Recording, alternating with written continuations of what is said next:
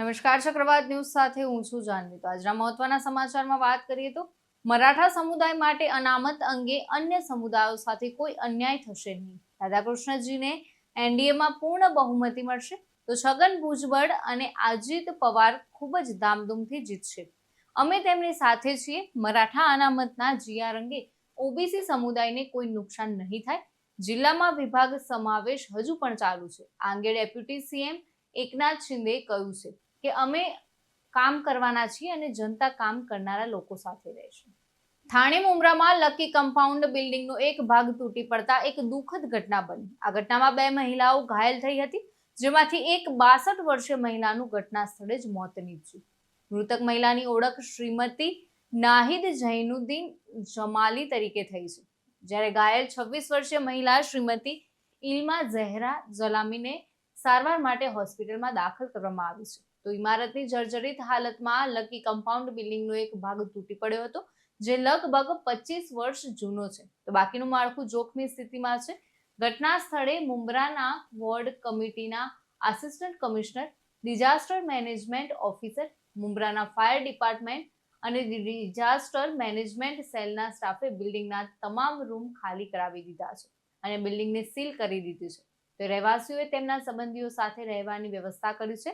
સ્થળ પર આગળની કાર્યવાહી મુંબ્રાના વોર્ડ કમિટી અને અતિક્રમણ વિભાગ મુંબ્રાના દ્વારા કરવામાં આવશે। તો અકસ્માતે ફરી એકવાર જૂની અને જર્જરિત ઇમારતોની સલામતી પર પ્રશ્ન ઊભા કર્યા છે, ત્યારે બીજી તરફ થાણે મ્યુનિસિપલ કોર્પોરેશન દીવામાં ગેરકાયદેસર ઇમારતોને સતત તોડી રહી છે। રાયગઢના રોહામાં મંત્રી ભરત ગોગાવલેની હાજરીમાં શિવસેના પક્ષમાં જોડાવાનો સમારોહ। મહારાષ્ટ્રના રાયગઢ જિલ્લાના રોહા તાલુકામાં ભારતીય જનતા પાર્ટી અને ઉદ્ધવ બાળાસાહેબ ઠાકરે પાર્ટીના ઘણા કાર્યકરોને જાહેરમાં પાર્ટીનું સભ્યપદ લીધું। તો પાર્ટીમાં જોડાનારા આ તમામ કાર્યકરોનું મંત્રી ભરત ગોગાવલે અને ધારાસભ્ય મહેન્દ્ર દળવી, એડવોકેટ મનોજ શિંદે દ્વારા સ્વાગત કરવામાં આવ્યું। આ પ્રસંગે મંત્રી ભરત ગોગાવલેએ જણાવ્યું હતું કે જે આત્મવિશ્વાસ સાથે કાર્યકરો શિવસેના પક્ષમાં જોડાય છે, તે વિશ્વાસને અમે સાર્થક કરીશું તેવું કહ્યું છે। મુંબઈના દિંડોશી પોલીસ સ્ટેશન હેઠળ એક ચોંકાવનારો કેસ પ્રકાશમાં આવ્યો છે। બીએમસી કર્મચારી રમેશ હલ્દીવેની પત્ની ઉર્મિલાએ તેમના ઘરમાંથી સોનાના દાગીના ચોરી લીધા અને તેને તેના પ્રેમીને વેચીને પૈસા આપ્યા। ત્યારબાદ તેણીએ પોલીસમાં ચોરીની ફરિયાદ નોંધાવી। તો આ ઘટનાની વિગતે વાત કરીએ તો ગોરેગાંવ પૂર્વના સંતોષનગરમાં રહેતા રમેશ અને ઉર્મિલાના લગ્ન 18 વર્ષ પહેલા થયા હતા।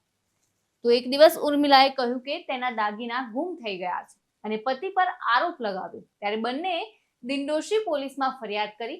ત્યારે તપાસ કરતા સબ ઇન્સ્પેક્ટર અજીત દેસાઈની તપાસમાં કોઈ બાહ્ય ચોરીના સુરાગ ન મળ્યા, પરંતુ કોલ ડિટેલ્સ અને લોકેશન ચેક કરતા જાણવા મળ્યું કે ઉર્મિલાનું પ્રેમી સાથે અફેર હતું। તેણી ભાગી જવાની યોજના બનાવી હતી અને દાગીના વેચીને 10 લાખ રૂપિયા તેને મોકલ્યા। ત્યારે વધુ ચોંકાવનારું તો એ છે કે ઉર્મિલાની 18 વર્ષની પુત્રીના બોયફ્રેન્ડ સાથે પણ તેનું અફેર હતું। તેણે કેટલાક દાગીના તેને પણ આપ્યા અને છુપાવવા કહ્યા। તો પુત્રીના બોયફ્રેન્ડને પૂછપરછમાં બધું કબૂલાવ્યું। તો રૂબરૂ તપાસમાં ઉર્મિલાએ આ પણ સ્વીકાર્યું છે। ત્યારે પોલીસે ઉર્મિલાની ધરપકડ કરી તેની પાસેથી 10.5 તોલા સોનાના દાગીના જપ્ત કર્યા છે અને તેને જ્યુડિશિયલ કસ્ટડીમાં મોકલી દીધી છે। તો જ્વેલરી શોપમાંથી વધુ વસૂલી કરી પહેલા પણ આવી ચોરીની ઘટનાઓ થઈ હતી, જેમાં પોલીસને શંકા હતી। તો સિનિયર પીઆઈ મહેન્દ્ર શિંદે કહે છે કે ઉર્મિલા સોશિયલ મીડિયા પર પ્રેમી સાથે વાત કરતી હતી અને તપાસમાં આખું નેટવર્ક ખુલ્યું છે। તો તપાસ ઉત્તર પ્રદેશ ડીસીપી શશિકુમાર मीणा અને અન્ય अधिकारियों देखरेखમાં ચાલી રહી છે। तो ये 27 अगस्त के दिन 27 अगस्त 2025 के दिन हमारे पास एक कंप्लेंट आई थी। रमेश हल्दीवे करके एक बीएमसी का एम्प्लॉई है, वो हमारे एरिया में बीएमसी कॉलोनी में रहता है। उसका कहना था कि वो रात 24 तारीख को रात को घर पे सोया था और सुबह जब जागा तो उसके घर पे जो गहने रखे थे डब्बे में, और डब्बे में से गहने चोरी हुए ऐसी कंप्लेंट हमारे पास आया। हमने कंप्लेंट ले ली, उसको एफआईआर दे दिया। फिर हमें डिटेक्शन ब्रांच पे जो हमारे सब इंस्पेक्टर है अजीत देसाई की टीम ने कई पूरा इन्वेस्टिगेशन किया, तो हमें थोड़ा पता चला कि घर में तो चोरी हुई है, लेकिन वो प्रोफेशनल चोरी नहीं हुई है। ना कहीं लॉक टूटा है, ना कहीं दरवाजा टूटा है, ना कहीं उधर तोड़फोड़ हुई है। आराम से चोर आके जो गहने रखे थे उस डब्बे में से चोरी करके गया था। थोड़ी जरूरत चौंकने वाली बात थी, थोड़ा हमने डाउट आया कि में थोड़ा कुछ अलग है, तो उस एंगल से हमने थोड़ा इंक्वायरी कर लिया। तो रमेश के घर में जितने जो मेंबर्स है, उसकी मिसेस थी और उसकी कुछ लड़की थी और रमेश, उसके सबने हमने मोबाइल डिटेल्स निकालना शुरू कर दिया। थोड़ा चौंकाने वाली बात ये गई कि उसकी जो रमेश की मिसेस थी, तो उसका फ़ोन कॉल्स हमने जब निकाले तो बहुत सारी बातें किसी और से वो करती थी, बहुत बार करती थी। दिन में 2-2 3-3 घंटा वो बात करती थी। तो थोड़ा हमने और डिटेल जाके इन्वेस्टिगेशन किया तो थोड़ा पता चला कि उसमें कोई और चक्कर है। और जिस दिन चोरी हुई, उसी दिन उसकी लड़की के बॉयफ्रेंड के साथ भी उसका फ़ोन कॉल्स काफ़ी टाइम चालू था। तो वो एंगल से हमने थोड़ा इन्वेस्टिगेशन किया तो लड़की का जो बॉयफ्रेंड था उसको हमने थोड़ा इन्वेस्टिगेट किया तो पता चला कि कुछ गहने उस रमेश के मिसेस ने उसके पास रखने के लिए दिए। फिर 2-4 दिन के बाद उसने वापस कर दिए। तो हमें थोड़ा शॉक लगा कि जो गहने चोरी हुए थे, उसमें से गहने हो सकते हैं। तो हमने वो एंगल से थोड़ा किया तो हमें पता चला कि वही गहने थे जो घर से चोरी हुए थे। तो हमने रमेश की पत्नी को बुलाया, उसके पास हमने थोड़ी जो सवाल किए, तो वो सवाल से थोड़ा उसने हमें बताया कि मेरे पास ये गहने थे और मैंने ही चोरी की थी। कबूली दी हमारे पास और जो गहने उसने घर से चोरी की थी, वो उसने किसी को दिए थे, बेचे थे। हमने पूरे सोने हम 10 साढ़े 10 तोले का सोना था, हमने सब हासिल किया है। और जब ये बात रमेश को पता चली कि अपने गहने अपने किसी और ने नहीं तो अपने घर के ही भेदी ने अपने मिसेज ने ही चोरी किए, तो बेचारा शॉक हो गया। तो अभी भी वो सदमे में है। अभी उस रमेश के मिसेज को हमने अरेस्ट किया है, उसके पास से पूरा हमने जो जेवर है वो रिकवर किए है। जो है। तो जब वो ऐसी मालूमात चली है कि वो किसी के साथ चक्कर था और वो अपने बॉयफ्रेंड के साथ भागने की चक्कर में थी। उससे पहले घर के ताकि जो गहने थे वो चोरी करके उससे जो पैसा आए, उस पैसे से वो दोनों आगे की ज़िंदगी आराम से जी सके, उसका मकसद था। लेकिन वो मकसद हमारे पुलिस ने, हमारे इन्वेस्टिगेशन ब्रांच ने पूरा उसको पानी फेर दिया और बेचारे रमेश को उसके जो गहने थे मैं एडवोकेट प्रिया गुप्ता हूँ। पीड़िता करीबन मेरे पास 1.5 महीने पहले आई थी और जब उन्होंने आकर मुझे डायरेक्टली बोला मैडम मुझे ज़िंदा रहना है, तो पहले तो मुझे कुछ समझा नहीं कि एक्चुअल में क्या बात करें। मुझे लगा कोई फैमिली मैटर ही होगा, जैसे जनरली होता है जो मैटर में वैसा ही है। फिर जब इन डिटेल में उन्होंने मुझे बताया तब मुझे मालूम पड़ा कि उसका ज़बरदस्ती 7 बार अबॉर्शन किया गया है। और उसके बाद हम कुरार पुलिस स्टेशन गए। जब वो मेरे पास आई थी हमने उसको पहले कुरार पुलिस स्टेशन वाले ने हमें बोला था कि पहले आप जाइए और मेडिकल पहले कराइए। तो उसको मेडिकल में भी आया है कि उसको बहुत मारा गया है। उस पर छाती पर बैठ कर उसके पति ने उसको बहुत बुरी तरीके से मारा है।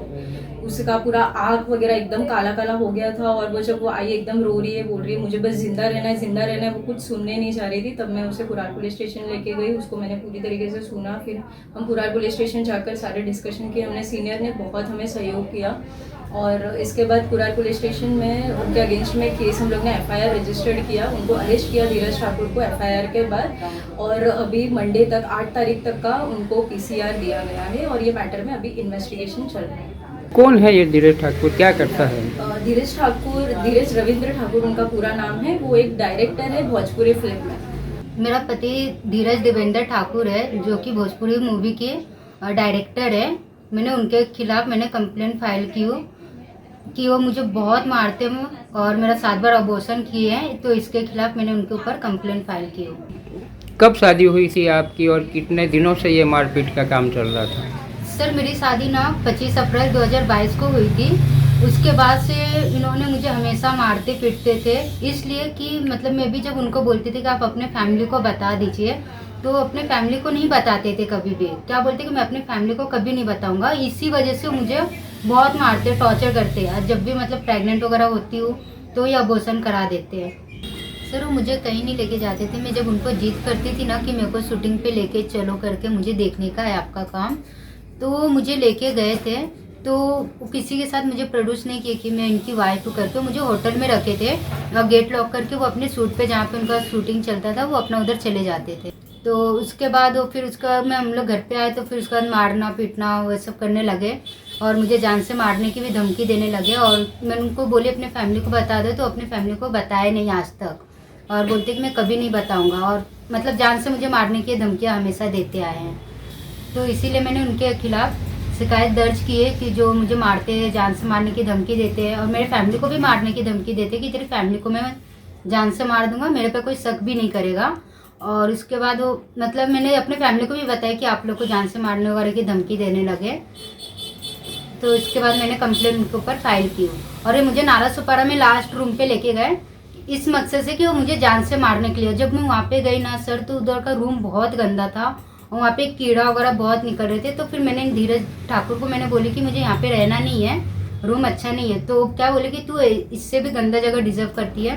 और वहाँ पे भी मुझे रात को मारे, बहुत मारे, पूरा दाग विग हो गया था, मतलब गला उला दबा दिए थे। फिर उधर से मैंने अपनी जान बचा के मैंने भाग के आई अपने मम्मी के यहाँ पे। फिर उसके बाद मैंने कुरार पुलिस स्टेशन में मैंने जाके कंप्लेन की।